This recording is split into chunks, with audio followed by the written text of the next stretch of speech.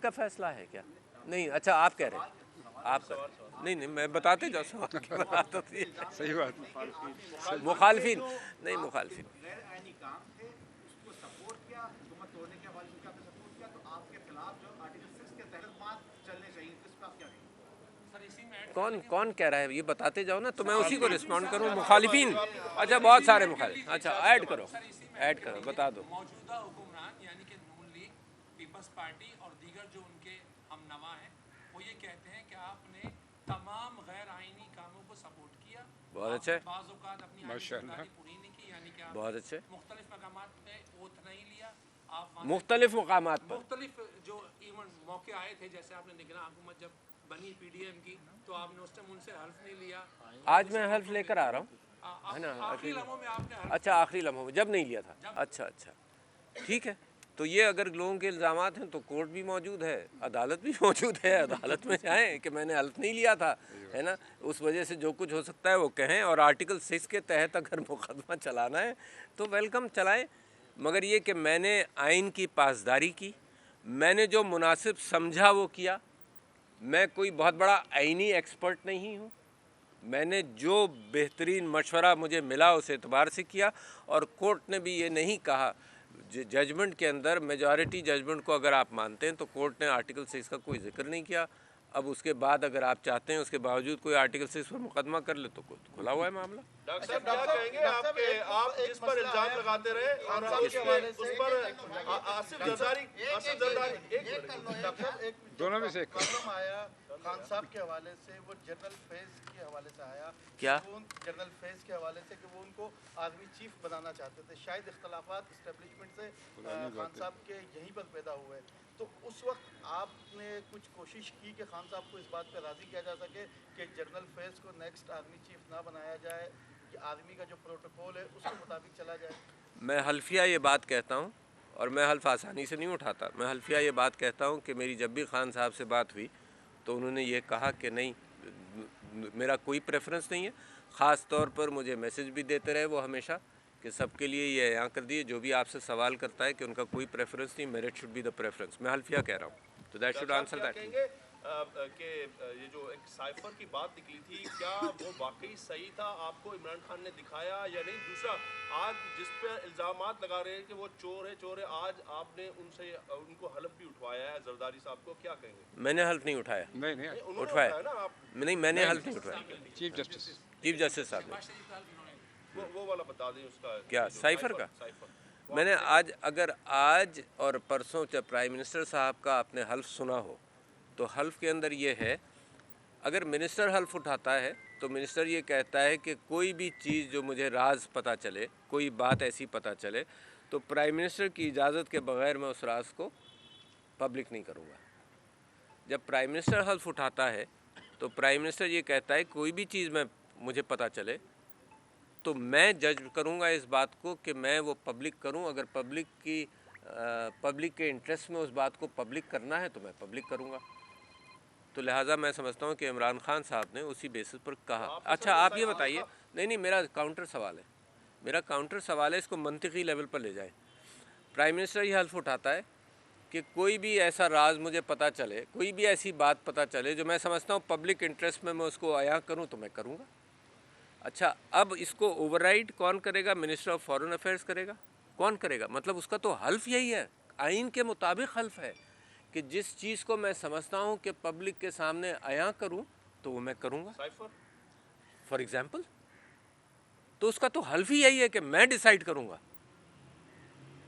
Cipher دیکھا آپ نے یا نہیں؟ جی میرے پاس سائفر بھیجا گیا تھا، ہاں ضرور میں نے دیکھا.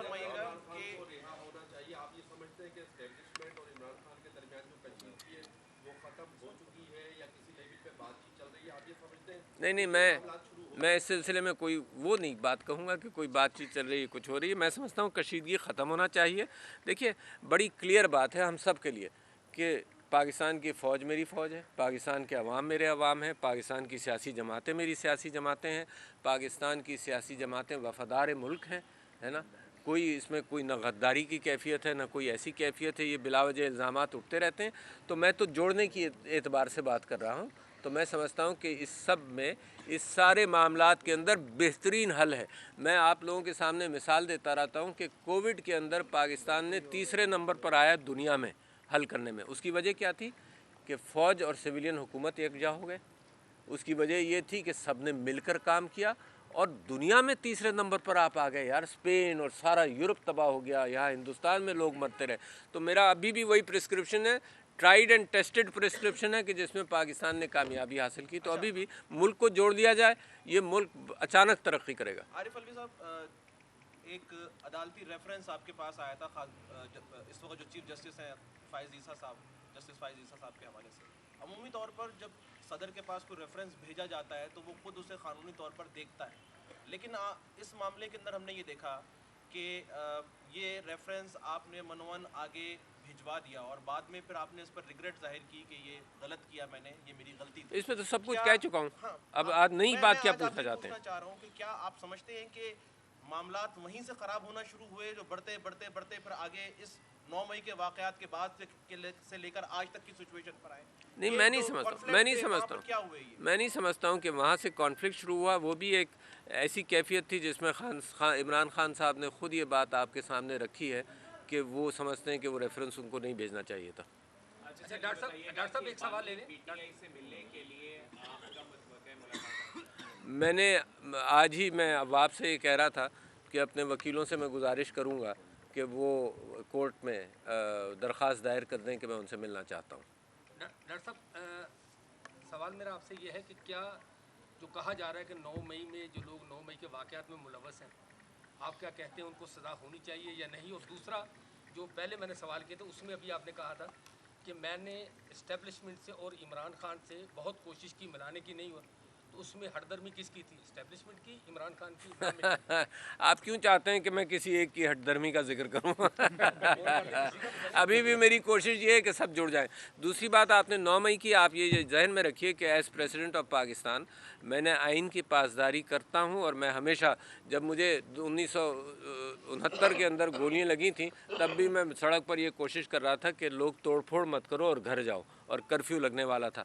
تو میں نے تو 9 مئی کے اندر جو واقعات ہوئے اس حوالے سے میں نے اس توڑ پھوڑ کی مذمت کی ہے, اور کوئی وجہ نہیں کہ اس سے میں پیچھے ہٹوں. میں سمجھتا ہوں کہ انصاف کا تقاضا یہ ہے کہ تحقیقات کر کے جن کو سزا دینی چاہیے, جنہوں نے قانون توڑا ان کے لیے سزا ہونی چاہیے.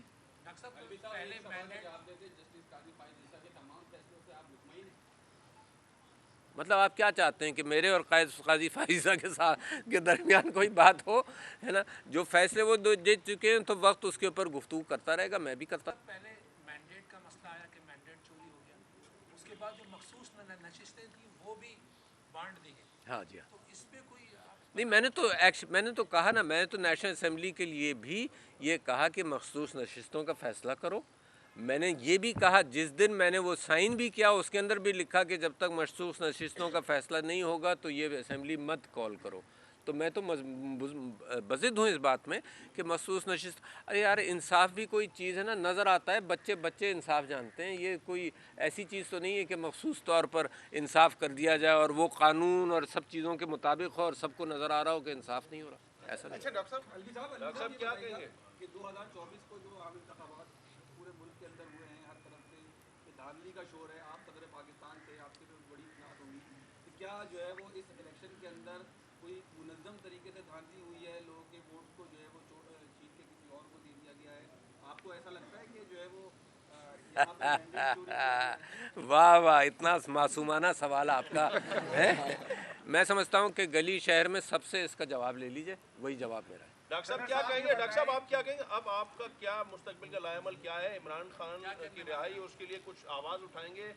میں تو آج بھی پہلی آواز میں نے رہائی کی اٹھائی. نہیں, اب کیا ہے, پارٹی کو منظم کریں گے, کیا کہیں گے؟ سندھ میں جو ہے کوئی بڑی قیادت نہیں ہے, آپ آئے ہیں واپس تو آپ سندھ کی قیادت بھی نہیں.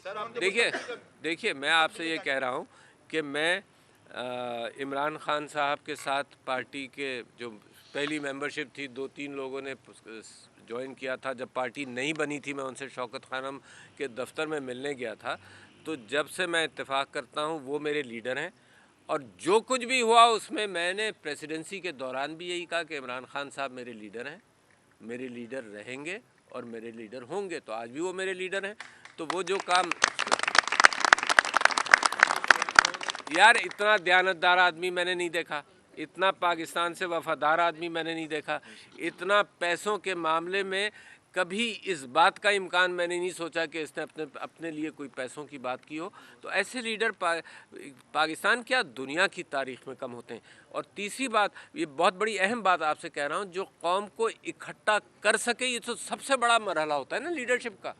پہلے لوگ محنت کرتے ہیں، اتنی قوم اکٹھا کر لے تو یہ لیڈرشپ کی کوالٹی ہے، بڑی انوکھی کوالٹی ہے، یعنی دنیا کی تاریخ میں آپ کو نہیں ملے گی. اور پھر وہ شخص جو مجھ کو یہ کہتا تھا ڈاکٹر صاحب دل سے ہر خوف نکال دیں، صرف اللہ کا خوف پالیں تو سب آسان ہو جائے گا، اس نے یہ دکھا دیا دنیا کو. اس وقت دنیا میں ایسے لیڈر نہیں ہیں جو یہ بات دکھا سکیں، اس نے دکھا دیا. واہ واہ. ڈاکٹر صاحب لیکن آپ کا سمجھتے ہیں کہ ان کے جتنے بھی الزامات ہیں، چاہے وہ اسٹیبلشمنٹ کے خلاف ہوں یا جس کے بھی خلاف ہوں، ان کا آپ کون کرتے ہیں؟ خان صاحب وہ اپنی رائے دیں گے، میں اپنی رائے دوں گا. آپ الزامات بتائیے، میں اس کی رائے دے دوں گا. یہ تھوڑی یار، یعنی آپ یہ کہیے ڈاکٹر صاحب اگر آپ کو پارٹی کی باغ ڈور دی جائے، دوبارہ باغ کس ڈور کی؟ دی جائے، پارٹی کی باغ ڈور دی جائے، تو اسی طرح سے آپ اس پارٹی کو چلائیں نہیں گے؟ وہ پرانے میں والا جملہ نہیں دہرائیں گے، کچھ نہیں چلے گا، آگ لگا دو، یہ کر دو. کیا بات، اس کو بھی میں اون کرتا ہوں کیونکہ وہ ایک ریزسٹنس کی بات ہوتی ہے. ریزسٹنس ایسے ہی تھوڑی ہوتا ہے یار. بڑی ہم نے ماریں کھائی ہیں سڑک پر، لاٹھیاں کھائی ہیں یار، ٹیئر گیسنگ کھائی ہے، گولی کھائی ہوئی ہیں، گولیاں کھائی ہوئی ہیں. یہ تو ایسی بات نہیں ہے کہ جس سے ہم نہ گزرے ہوں. تو لہٰذا یہ پاکستان کا اسٹرگل آسان نہیں ہے.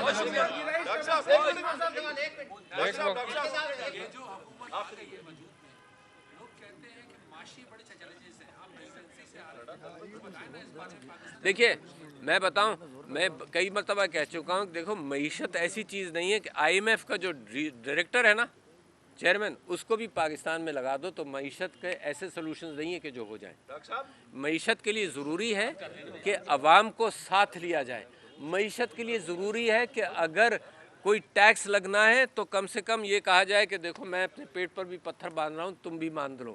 وہ لیڈر ہے جو عوام کو موٹیویٹ کر سکتا ہے کہ مشکل راستوں میں میرے ساتھ چلو.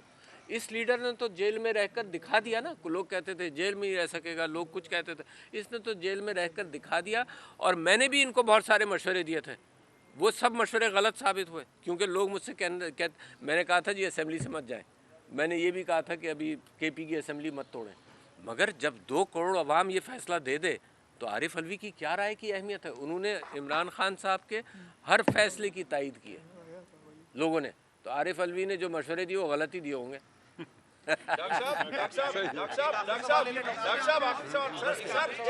سر یہ بتائیں گے ایک عظیم لیڈر چلے سر ایک منٹ سر، ایک عظیم آخری سوال ڈاکٹر صاحب عمران خان نہیں، آخری سوال. مطابق بہت عظیم لیڈر ہے، لیکن اس عظیم لیڈر وہ کہتا ہے کہ اگر میری حکومت نہ ہو تو پاکستان پر ایٹم بم گرا دو. کیا ڈاکٹر صاحب اسی میں ملا لیجیے گا؟ ایسا نہیں کہا، ایسا نہیں کہا.